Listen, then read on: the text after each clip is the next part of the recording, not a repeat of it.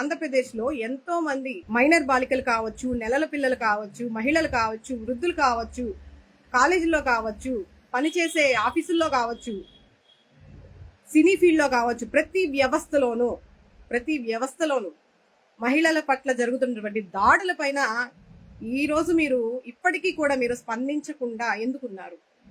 మరి గతంలో అధికారంలో లేనప్పుడు మహిళలకి నేను ఒక పక్షపాతిని, మహిళల వైపు కన్నెత్తి చూడాలన్నా వెన్నులో వణుకు పుట్టాలని చెప్పేసి అంత స్ట్రాంగ్ గా మీరు చెప్పినప్పుడు, అదే సనాతన ధర్మంలో ఉన్నటువంటి మహిళా శక్తి, మహిళా లోకం, ఒక శక్తి స్వరూపిణి అంటే మహిళ, ఒక సృష్టికారిణి అంటే మహిళ. మరి ఈరోజు అదే మహిళకి అన్యాయం జరుగుతుంటే మీకు అప్పుడు సనాతన ధర్మం గుర్తు రాలేదా? అప్పుడు సనాతన ధర్మం గురించి మీరు ఎందుకు చెప్పలేదు?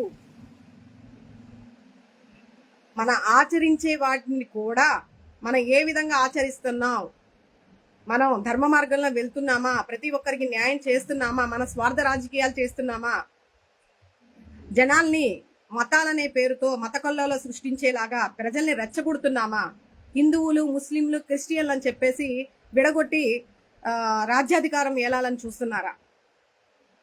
ఆడపిల్లల మీద అన్ని దాడులు జరుగుతూ ఉంటే చివరికి మన హోమ్ మినిస్టర్ గారి అనిత గారి జిల్లా అయినటువంటి అనకాపల్లి జిల్లాలో, విజయనగరం జిల్లాలో, అలాగే గుంటూరు జిల్లాలో, ప్రతి జిల్లాలో ఈ వచ్చిన 100 రోజుల పాలన ఏదైతే ఉందో, మీరు శతాబ్దం అనే ప్రారంభోత్సవాలు జరుపుకున్నారు కదా, 100 రోజుల సంబరాలు జరుపుకున్నారు కదా, ప్రతి ఇంటింటికి, ప్రతి డోర్కి ఎమ్మెల్యేల చేత వారి వారి నియోజకవర్గాల్లో ప్రతి డోర్కి మన మంచి ప్రభుత్వం అని చెప్పే స్టిక్కర్ని మీరు ప్రతి ఇంటింటికి మీరు స్టిక్ చేయడం జరిగింది. అది మీరెలా డిసైడ్ చేస్తారు? మంచి ప్రభుత్వం అని మీరు ఎలా చెప్తారు? కాబట్టి ఇన్ని జరుగుతూ వీటి మీద నోరు విప్పని మీరు ఈరోజు సనాతన ధర్మం గురించి మాట్లాడుతున్నారంటే నిజంగా ఆశ్చర్యంగా ఉంది. అదే సనాతన ధర్మంలో భగవంతుణ్ణి దీక్ష తీసుకున్నప్పుడు, సాక్షాత్తు మీరు తీసుకున్న దీక్ష ఎటువంటిదంటే వెంకటేశ్వర స్వామి దీక్ష తీసుకున్నారు. చెప్పులు వేసుకొని, మీరు పాదరక్షకులు వేసుకొని మీరు మీ కార్యకలాపాలు చేస్తూ ఉన్నారు. మరి సనాతన ధర్మంలో ఎలా ఉండాలి, దీక్ష తీసుకుంటే దాని నియమ నిబంధనలు ఏంటి, వాటిని ఎలా పాటించాలనేది కూడా తెలిసి ఉండాలి కదా. అదే విధంగా ఎవరైనా దేవుని ప్రతిమలు ఇస్తే అదే చెప్పుల మీద మీరు తీసుకుని స్వీకరించడం జరుగుతుంది. దేవుని ప్రతిమలు మీకు గిఫ్ట్ గా ఇచ్చినప్పుడు చెప్పులు వేసుకుని మీరు దాన్ని అందుకోవడం జరుగుతుంది. మరి సనాతన ధర్మం గురించి మాట్లాడినప్పుడు ఇవన్నీ కూడా మినిమం నియమ నిబంధనలు మీరు ఎందుకు తెలియట్లేదు? ఎందుకు తెలుసుకోలేకపోతున్నారు? ఆడపిల్లల మీద జరిగే అత్యాచారాలు మీకు కనపడట్లా. అది సనాతన ధర్మంలో ఆడపిల్లల్ని హింసించండి, ఆడపిల్లల్ని వాళ్ళ మీద దాడులు జరిగితే చూస్తూ ఊరుకోండి, చేతిలో అధికారం ఉన్నా ఏమున్నా ఏమి కంటికి కనపడనట్టు ఉండండి అని చెప్పేసి సనాతన ధర్మంలో చెప్పుందా? లేదు కదా. లడ్డు కల్తీ జరిగిందన్నారు, ఆ లడ్డు తింటే అపవిత్రం అయిపోయారు, శాంతి హోమాలు చేయాలని చెప్పేసి కూడా సీఎం గారు ఆదేశించారు. శాంతి హోమాలు చేస్తేనో ఇంకోటి చేస్తేనో చేసిన తప్పు ప్రక్షాళన అవ్వదు. ఖచ్చితంగా తప్పు జరుగుంటే అది వైసీపీ కాదు కదా, టీడీపీ కాదు కదా, ఎవరైనా సరే, ఎంతటి వాడైనా సరే శిక్ష అనుభవించి తీరాల్సిందే, శిక్ష అర్హులే. ఈరోజు ఎంతో ప్రత్యేకమైనటువంటి తిరుమల తిరుపతి దేవస్థానం పైన మన ఆంధ్ర రాష్ట్రానికి ఒక నిధి, అంటే మన ఆంధ్ర రాష్ట్రానికి ఒక ప్రత్యేకతని కల్పించినటువంటి తిరుమల తిరుపతి దేవస్థానాన్ని ఈరోజు దాని యొక్క విశిష్టతని కానీ, ఆ ప్రత్యేకతను కానీ, ఆ భగవంతుడికి ఉండేటటువంటి పవర్ని కానీ, ఆ ప్రసాదంకి ఉండేటటువంటి పవర్ని కానీ ఈరోజు మీరు కించపరిచి, ఆ విశిష్టతని ప్రత్యేకతని కించపరిచి మాట్లాడి ఆరోపణలు చేసి ప్రపంచవ్యాప్తంగా దేవుడి పైన ఈరోజు నింద తీసుకొచ్చి దేవుడు నిజంగా ఉన్నాడా లేదా అని ఆలోచించుకునే పరిస్థితికి ప్రజలను తీసుకెళ్లేలాగా మీరు ఆలోచింపజేస్తున్నారు. దీన్ని తప్పు అనరా? మేలో ఎన్నికలు జరిగితే ఏఆర్ డైరీ వాళ్ళు మీకు ఆ కాంట్రాక్ట్ తీసుకుందే మేలో, ఏప్రిల్లో సప్లై చేశారని చెప్పేసి వేరే పోస్ట్ లో కూడా పెట్టడం జరిగింది. అదేవిధంగా శాంపిల్స్ సేకరించినప్పుడు దానికి సంబంధించినటువంటి టీం ఉంటారు, దానికి సంబంధించినటువంటి ఆ టీం ముందు అధికారులు, ఎవరైతే అధికారులు ఉంటారో వాళ్ళ ముందు ఆ శాంపిల్స్ ని సేకరించి దానికి వీడియో విజువల్స్ కూడా ఉంటాయి. ఏమీ లేకుండా అంత పెద్ద వ్యవస్థలో కోట్లాను కోట్ల మంది ఆరాధించేటటువంటి తిరుమల తిరుపతి దేవస్థానంలో ఏ పర్యవేక్షణ లేకుండా, ఏ నియమ నిబంధనలు లేకుండా ఇలాంటివి మాటలో అన్నంత ఈజీగా ఎలా జరిగిపోతాయనేది ప్రజలు ఒకసారి ఆలోచించాలి. దానికి అధికారులు ఉంటారు, ఒక పర్యవేక్షణ బృందం ఉంటుంది, వాళ్ళ ఆధ్వర్యంలోనే శాంపిల్స్ సేకరిస్తారు. ఆ శాంపిల్స్ ని తీసుకెళ్లి అదంతా కూడా ఒక వీడియో రికార్డింగ్ కూడా ఉంటుంది. మరి అవేమి కూడా ప్రూవ్ చేయకుండా, అవేమి కూడా బయట పెట్టకుండా కేవలం రిపోర్ట్లు ఈవో గారు కూడా తిరుమల తిరుపతి దేవస్థానం తిరుమల ఈవో గారు కూడా చెప్పడం జరిగింది. వనస్పతి ఆయిల్ ఉంది ఇందులో అని చెప్పేసి, వనస్పతి వెజిటేబుల్ ఆయిల్ ఉంది అని చెప్పేసి ఆ రోజు చెప్పడం జరిగింది ఆయన. మరి ఈరోజు 2 నెలల తర్వాత ఆ శాంపిల్స్ వచ్చి ట్యాంకర్లు వెనక్కి పంపేసి, దాన్ని యూజ్ కూడా చేయకుండా వెనక్కి పంపేసి ఆ రిపోర్ట్లో వచ్చిందని ఆయన చెప్పడం జరిగింది ఈవో గారు. మళ్ళీ 2 months తర్వాత చంద్రబాబు నాయుడు గారు ఆయన పెట్టినటువంటి ఈవో గారేమో వనస్పతి ఆయిల్ కలిసిందని చెప్పేసి ఆయన అంటారు. వెజిటేబుల్ ఆయిల్, వనస్పతి ఆయిల్, దాంట్లో కొంచెం కల్తీ ఉంది, అది ప్యూర్ గీ అయితే కాదని చెప్పడం జరిగింది. మరి 2 months తర్వాత చంద్రబాబు నాయుడు గారు ఏం చెప్తున్నారు? యానిమల్ ఫ్యాట్ చేరింది, యానిమల్ ఫ్యాట్ వల్ల కల్తీ జరిగింది, చాలా దారుణంగా జరిగింది. వెంగమాంబ ఎన్నోసార్లు దర్శనం చేసుకున్నారు కదా, 5 ఏళ్లలో ఎన్నోసార్లు అన్నదానానికి. మీరు ఆ రోజు ప్రతిపక్ష హోదాలో ఉన్నప్పుడు దాని గురించి ఎందుకు ప్రస్తావన తీసుకురాలేదు? మీరు ఎన్నోసార్లు చేశానని ఈ రోజు మీరు మాట్లాడుతున్నారు. 5 సంవత్సరాలు మీరు 5 సంవత్సరాల్లో ఎన్నోసార్లు మీరు తిరుపతి వెళ్ళుంటారు, ఎన్నోసార్లు అన్నదానం చూసుంటారు, స్వయాన అక్కడ మీరు అన్నదానం చేసే ఉంటారు, తినుంటారు, ప్రసాదం తినుంటారు. మరి ఆ రోజు ప్రతిపక్ష హోదాలో ఉన్నప్పుడు మీరు కంప్లైంట్ ఇవ్వచ్చు కదా, ఇందులో కల్తీలు జరుగుతున్నాయి, ఇందులో ఇవి జరిగిన టేస్ట్ లో చేంజ్ ఉందని చెప్పేసి ఇవ్వచ్చు కదా. ఈ రోజు ఎందుకు ప్రజల్లో ఉన్న నమ్మకాన్ని, భగవంతుడి మీద ఉన్న నమ్మకాన్ని ఎందుకు చెడగొడుతున్నారు? దానివల్ల నష్టం ఎవరికి? మన ఆంధ్ర రాష్ట్రానికి నష్టం. మన ఆంధ్ర రాష్ట్రానికి ఎక్కువ ఆదాయాన్ని తెచ్చిపెట్టేది, భగవంతుడిని ఎక్కడ చూడని విధంగా ఒక ప్రత్యేకమైనటువంటి స్థానాన్ని ప్రపంచవ్యాప్తంగా స్వయంభూగా వెలిసినటువంటి కలియుగ ప్రత్యక్ష దైవం మన వెంకటేశ్వర స్వామి. మనటువంటి శ్రీవారి విషయంలో మీరు ఎందుకు ఇలా ఆరోపణలు చేస్తున్నారో ఆ భగవంతుడికే తెలియాలి. ఆరోపణలని నిజాలు చేయాలని ప్రయత్నించడంలో చాలా మంది ప్రయత్నిస్తూ చాలా విధాలుగా ప్రయత్నాలు చేస్తూ ఉన్నారు. కానీ ప్రజలు నమ్మేది, కొంతమంది నమ్మచ్చేమో, ప్రజలు నమ్మేది నిజమైన సాక్ష్యాధారాలతో నిరూపించగలిగితేనే. మీరు ఏవైతే చెప్పారో, ఏవైతే ఆరోపణలు ఉన్నాయో, ట్యాంకర్లు వచ్చాయి అని చెప్పారో ఆ ట్యాంకర్లు ఆల్రెడీ వెళ్ళిపోయి పంపించేశారు. ఇంకొకటి, మీ హయాంలో 2014 నుంచి 2019 వరకు మీ హయాంలో వేరే డైరీ వాళ్ళు, అంటే దాని పేరు కాదు, 14 సార్లు మీరు రిజెక్ట్ చేయడం జరిగిందని చెప్పారు.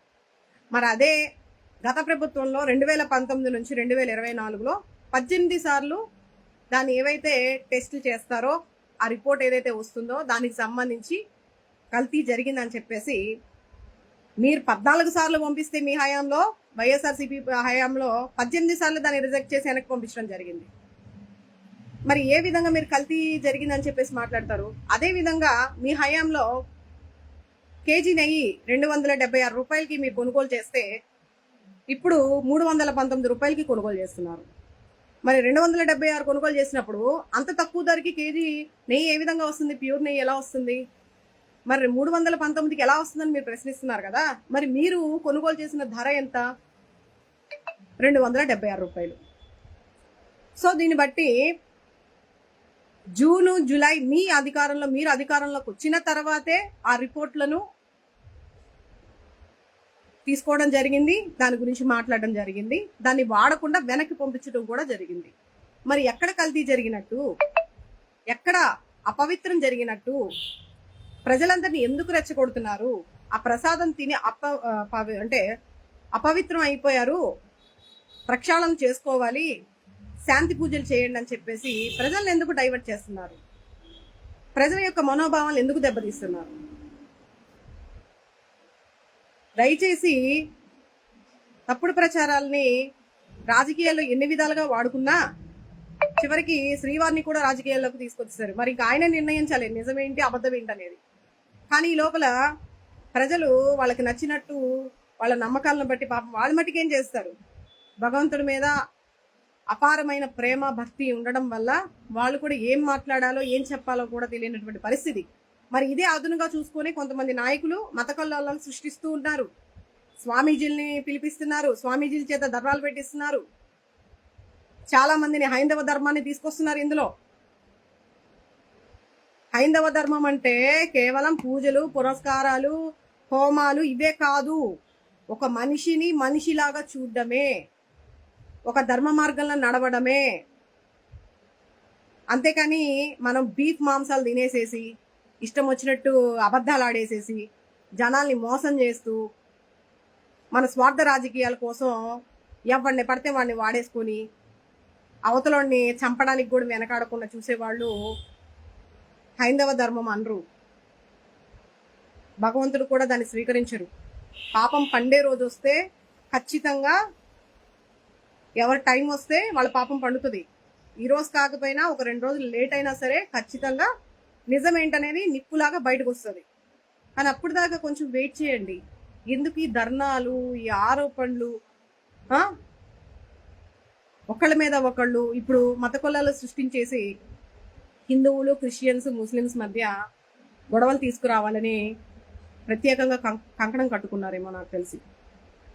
మన భారతదేశం అంటేనే హైందవ ధర్మం, సనాతన ధర్మం అని చెప్పి మీరే అంటున్నారు కదా. మరి భారతదేశంలో స్వేచ్ఛ స్వతంత్రం కూడా ఉంది, అది కూడా తెలుసుకోండి. నేనేమి హిందువులకి వ్యతిరేకత కాదు, నేను పక్కా పూజలు బాగా చేస్తా, నేను అమ్మవారిని బాగా నమ్ముతా, నేను చాలా ఇదిగా ఉంటా, నేనేమి వ్యతిరేకత కాదు. భారతదేశం అంటేనే స్వేచ్ఛ స్వతంత్రంగా ఉండేటటువంటి, ఏ దేశాలతో పోల్చుకున్నా మన భారతదేశం ప్రతి ఒక్కరికి రిలీజియన్తో సంబంధం లేదు, ప్రతి ఒక్కరికి స్వేచ్ఛగా బతికేటటువంటి ఏదైనా ఉంది, భగవంతుడు కల్పించాడు అంటే అది మన భారతదేశమే. కాకపోతే మన భారతదేశానికి ఒక ప్రత్యేకత ఉంది. ఏదైతే మీరు చెప్పారో సనాతన ధర్మం, హైందవ ధర్మం, ఆయుర్వేదం పుట్టింది కూడా భారతదేశంలోనే. భారతదేశం యొక్క ప్రత్యేకత వర్ణనాతీతం. కేవలం హిందువులకే భారతదేశం అనేది అది చాలా తప్పు అనేది నా ఉద్దేశం. ఎందుకంటే ఏ దేశంలో లేనటువంటి స్వేచ్ఛ, ప్రతి ఒక్కడు కులమతాల విభేదాలు లేకుండా పేదవాడు కానీ, కటికి పేదవాడు కానీ, గొప్పవాడు కానీ ఎవరైనా బ్రతకగలిగే ప్రదేశం ఏదైనా ఉంది అంటే మన భారతదేశమే. ఈరోజు మీరు ఒకదానికే అది శాశ్వతం చేయాలి అని ఆలోచన చేస్తే పరాయి దేశాల వాళ్ళకి, ఇతర దేశాల వాళ్ళకి మనకి తేడా ఏముంది? ఒక చిన్నది ఆలోచించండి. ప్రజల్ని పిచ్చోళ్ళని చేసి, ప్రజల్ని మభ్యపెట్టి, వాళ్ళ తప్పుదారుల్లోకి పంపించి, లేనిపోయిన ఆరోపణలు, వాళ్ళ మనోభావాలు దెబ్బతీసే విధంగా, వాళ్ళని రెచ్చగొట్టే విధంగా మటుకి దయచేసి రాజకీయాలు చేయొద్దు. మీ స్వార్థ రాజకీయాల కోసం మతాల్ని, కులాల్ని అడ్డం పెట్టుకొని దయచేసి చేయొద్దన్నది నా యొక్క విన్నపం. అంతకుమించి ఏమీ లేదు. నేను ఈరోజు చెప్పడానికి కూడా దాని గురించే. సనాతన ధర్మంలో భాగంగానే మహిళలపైన జరుగుతున్నటువంటి దాడులను కూడా ఖండించే బాధ్యత మీకు కూడా ఉంది. అదే సనాతన ధర్మంలో స్త్రీకి ఒక ప్రత్యేకమైనటువంటి స్థానం ఉంది. ఆ స్త్రీకి ఇబ్బంది వాటిల్లకుండా చూసుకునేటటువంటి బాధ్యత మీరు తీసుకోవాలి. ఏ విషయంలోనూ లేనప్పుడు కేవలం మీ స్వార్థ రాజకీయాల కోసం కులాన్ని, మతాన్ని దయచేసి తీసుకురామాకండి. మన రాష్ట్రం రోజు రోజుకి దిగజారిపోకుండా ఇతర రాష్ట్రాల వాళ్ళ చేత, ఇతర దేశాల వాళ్ళ చేత కూడా మన ప్రత్యేకతను మనమే తగ్గించుకోకుండా పాలన జరపాలనేదే నా యొక్క అభిలాష. పవన్ కళ్యాణ్ గారు హైందవ ధర్మంలో మన రాష్ట్రంలో వివిధ ఇబ్బందులు వస్తున్నా దేనిలోనూ రియాక్ట్ అవ్వకుండా ఈరోజు పశ్చాత్తాప, దాన్ని ఏమంటారు, పశ్చాత్తాప దీక్ష తీసుకున్నారని చెప్పేసి అంటే దాని గురించి కొద్దిగా ఆశ్చర్యం అనిపించి నేను ఈరోజు మాట్లాడాల్సి వస్తుంది. పశ్చాత్తాప దీక్ష అంటే మన మనస్సాక్షికి మనం తప్పు చేస్తున్నామని తెలిసి మీరు పశ్చాత్తాపడుతున్నారా? లేదంటే చంద్రబాబు నాయుడు గారు తప్పుడు ఆరోపణలు చేశారన్నది మీకు తెలిసి దాన్ని మీరు సమర్థిస్తున్నారని మీకు తెలిసి పశ్చాత్తాప దీక్ష చేస్తున్నారా? లేదంటే మీ పార్టీలో, జనసేన పార్టీలో నానాజీ గారు మొన్న దళితుడైనటువంటి డాక్టర్ శ్రీనివాసరావు గారి మీద దుర్భాషలాడి ఆయన మీద చేయి చేసుకుని ఆయన మొహానికి ఉన్నటువంటి మాస్క్ను తీసేసి తర్వాత ఆయన పశ్చాత్తాప దీక్ష పెట్టారు కదా, అంటే ఇదేమన్నా మీకు ఆనవాయితీగా వస్తుందా మీ పార్టీలో ఏమన్నా? అంటే ఈ రోజు నుంచి నేర్చుకోవాలి, చేయాల్సినవన్నీ చేసేసేసి సింపుల్గా పశ్చాత్తాప దీక్ష అని చెప్పేస్తే మన తప్పులు, మనం చేసిన పాపాలు, మనం ఆడే అబద్ధాలు అన్నీ కూడా పటాపంచలైపోతాయని అర్థం, అంతే కదా?